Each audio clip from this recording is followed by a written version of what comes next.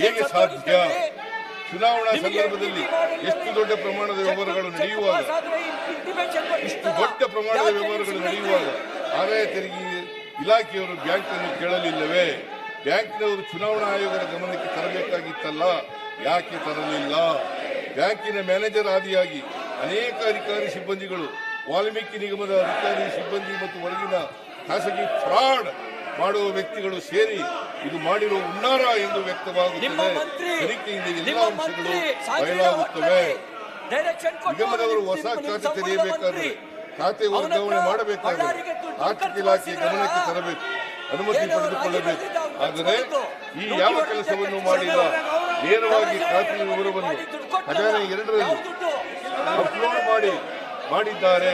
ದಿನಾಂಕ 19/3/2024 ಡಿಡಿಒ ಕಚೇರಿ ಅಂದರೆ ನಿರ್ದೇಶಕರು ಪರಿಶಿಷ್ಟ ಪಂಗಡಗಳ ಇಲಾಖೆಯ ವ್ಯವಸ್ಥಾಪಕರು ಹೊಸ ಬ್ಯಾಂಕ್ ಖಾತೆಯನ್ನು K2 ನಲ್ಲಿ ಅಪ್ಲೋಡ್ ಮಾಡಿದ್ದಾರೆ.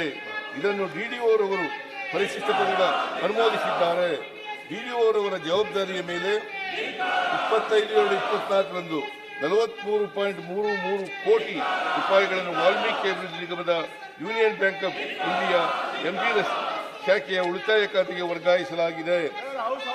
ವರ್ಷದ ಕಡೆಯಲ್ಲಿ ಆಯವ್ಯಯಲ್ಲಿ ಕಲ್ಪಿಸಿದ ಅನುದಾನವನ್ನು ಎಲ್ಲರಿಗೂ ಬಿಡುಗಡೆ ಮಾಡುವ ಹಾಗೆಯೇ ಈ ಖಾತೆಗೂ ಹಣ ಬಿಡುಗಡೆಯಾಗಿದೆ.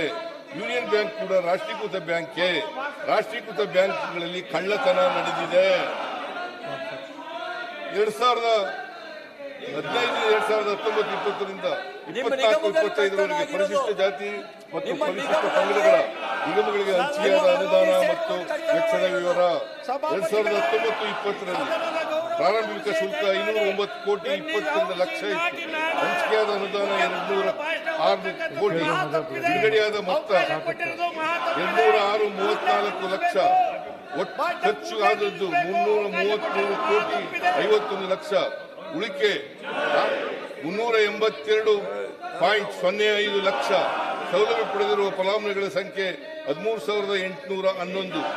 2021 393.07 ಪ್ರಾರಂಭಿಕ ಶುಲ್ಕ.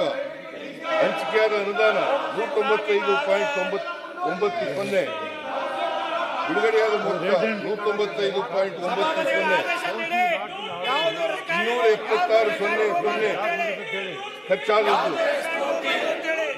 ಉಳಿಕೆ ಹಣ 312.96. 34,031. 21-22ರಲ್ಲಿ 314.96.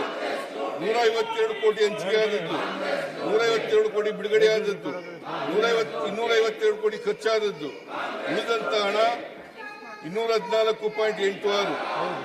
ಫಲಾನುಭವಿಗಳ ಸಂಖ್ಯೆ 13,304. 22-23ರಲ್ಲಿ 264.25. 229 ಕೋಟಿ ಹಂಚಿಕೆಯಾದಂತ ಹಣ.